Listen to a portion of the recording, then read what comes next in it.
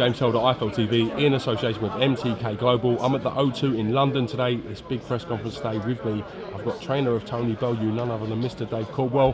How are you, Dave? All right? Great. Yeah, well, really good. That's what I like to hear. Let's talk a little bit about where we're at. We've seen a lot of antics, a lot of back and forth already this week. David HAYE, rumour mill in full force yesterday with regarding the injury as well. Talk to me about that firstly. Quite predictable, really, because if you look through his career, there's always, that's why I said, there's always some sort of rumour coming up to a fight about an injury or possible injury, possible pull-out. Likes to keep you on tenterhooks, it gets people talking about it. Do you think there is an injury? Do you think he went out to Germany as a precautionary matter? What are your thoughts on it? It doesn't really matter what we think, whether there is an injury or not. It has no effect on us. What it will is affect him, because if there is an injury, it affects him, not us. If there isn't an injury, then it doesn't affect him and it doesn't affect us. So it don't really make any difference as far as that. But it's all fun. Is it a mind game thing? Do you think it's generally just a ploy? Listen, he's been having his little trips to Germany, wherever it's for a while. He then put it out himself, because if you can keep something quiet in the public, we've known for a while about trips to Germany, trips to Miami, he does everything, whatever. It's just another trip for him on the jets. But it's not had any effect to us. Like I said, it doesn't affect us whether there's an injury or not, it affects him. So only he knows whether it's true or not, and only he is affected by that, because it doesn't actually affect the other guys. You don't plan your training camps and your tactics around somebody's injury. You're aware that if there is an injury or a potential injury there, you're aware of it. You don't plan around it. It's just that if there is, then it makes it a little bit on the actual fight. Then it restricts them a little bit more, or gives them a shorter window, or it affects them in some sort of way, depending on what the injury is. It doesn't affect you, because you could still go out there and get blasted in a round, and the injury doesn't come apparent. But if you don't, and there is an injury, then it'll take away from his performance, which is then an excuse for if they get beat, because he's done that before. Looking back on the past, when you was with Haymaker working with Adam Booth, did you part away from David HAYE on bad terms? Is there any reason why the hostility that we've seen from David HAYE towards yourself would be explainable? Last time in Haymaker that I saw him was when we left the airport, when we come back from Germany for the Klitschko fight, and that was the last time. He basically retired. I went on and carried on doing what I'm doing. When I bumped into him around at the shows, I think Froch Groves 2, Bellew weighing before here at the O2, I think Masnek it might be. We've said hello and spoken. No, nothing really. It's just that David HAYE, he likes to get confidence from belittling other people. Let's remember how he played the whole Klitschko thing, and his team, but Bonte, he goes in at all teams. If there's form here, that's what they do. They go in and the whole team, and it's what he does. And it gets people talking, really, I suppose. The reason I'm asking this is because there was an interview with Coogan on IFL TV yesterday where David HAYE said he wants to cause Penfold severe distress. He wants you to be in a state of distress. You can't hurt a cartoon character. It's just, they have no emotion, they have no feelings, it's a cartoon. Yeah, of course he does, because he knows that right. There's no point in me saying I want Bellew to inflict emotional pain on Shane, on Darren Chan, on what's his face, the business guy that's his manager, Adam Morley. That's it. There's no point on me saying that I want to hurt and inflict emotional pain on them by Bellew beating HAYE, because they've got no emotions in it. Yes, Bellew's a good mate of mine. He's everyone knows that. So when Bellew wins, it means a lot to me. If Bellew was to get beat, it'd be devastating. That's how it is. I invest my emotions in fighters that I train. So there's no point in going it the other way around. So that's why he's doing it, because he thinks that that's going to upset me.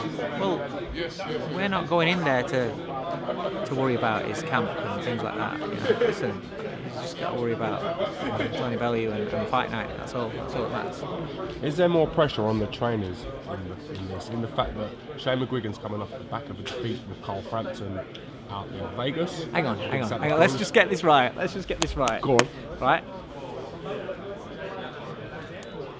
If you are a trainer that your ego is boosted every time you have a win, then realistically,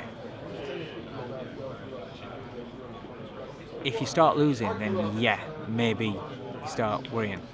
But if you're a trainer that's been around for years, I started off with journeyman, so I lost a lot of fights, you know. I had Daniel Thorpe boxing Amir Khan on ITV1, you know, in fighting Kevin Mitchell, you know. So we've lost fights, you know. But then people think I've just come along. But then, you know, I had success with Ryan Rhodes, you know, British, European. I've been in big fights before, and as a trainer, I just do my best for my fighters, and if my fighters are happy with what I'm doing, I'm happy. That's it. Now, if we want to go on about runs and things like that, since I came back to boxing, because I retired from coaching fighters when Ryan retired, and since I come back because of Bellew, if you want to go on about it, I haven't lost for 3 years. So nobody was gone about that, you know, and I didn't start thinking, ooh, every fight I'm getting bigger and bigger. My head's getting bigger and bigger. You take it on a fight by fight basis, because this is boxing, you know. So I've had a bad loss with David Price, which again, because Price is a mate, emotionally that hurt. And then Gav McDonnell. Oh, come on, Gavin McDonnell. I do not see that as a negative. Gavin McDonnell. If you was a year ago, 18 months ago, watching Gav McDonnell on TV, would you at any stage think this kid's going to be boxing in a good fight and lose on points for a WBC world title? Would you, heck? So, the fact that before the fight, not many people rated Gav McDonnell, but after the fight, now, their estimation about it has gone through the roof. You know, what a good performance. He did a lot of good things in there. He just wasn't good enough at night. You know, and this is a kid that's not had no amateur fights. He's not an Olympian. He's not a big prospect. My two fighters that have been beat, Price was an Olympian a long time ago, but he has lost since. I don't know if some people know that, but he has lost before he come to me. It's not like he was a great prospect that switched to me and then got destroyed and you know, and Gav McDonnell did the same thing.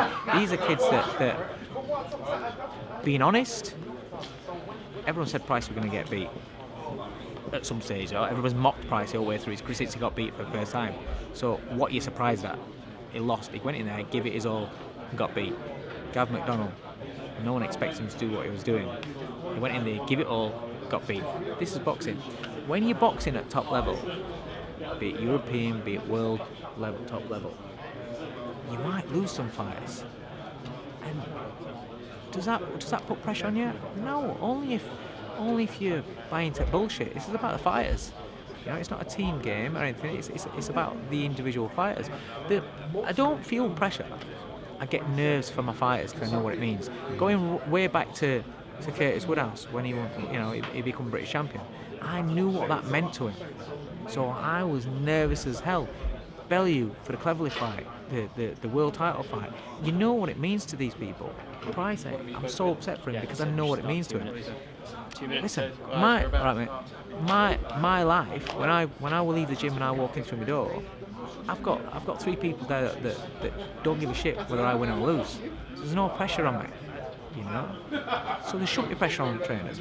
There's pressure on Shane. I don't know, because Shane he buys into all the games and the ego. Well, let's not forget, he's not coming off the one loss. He got beat with Conrad Cummins as well. So he's had 2 losses. Against Ronnie Mitchell. Yeah, so and that weren't Quite at top level. controversial though, that result. Doesn't Whatever matter. way you look at it. Doesn't matter. Conrad was quite unlucky. But what I'm saying is, it doesn't make any difference. It doesn't matter to David A that Conrad and Carl got beat. He's not going into the fight thinking about them. It doesn't matter to Bellew that Gavin and Price got beat. He's not thinking about them. So it has no effect. Listen, they're just about to start the press conference, so no doubt you'll be needed next to Tony Bellew. And we do hope it's exciting as Monday's one. Mr. Caldwell, thank you very much for giving Thanks, mate. your time, mate. I appreciate it. Cheers, mate. Thanks.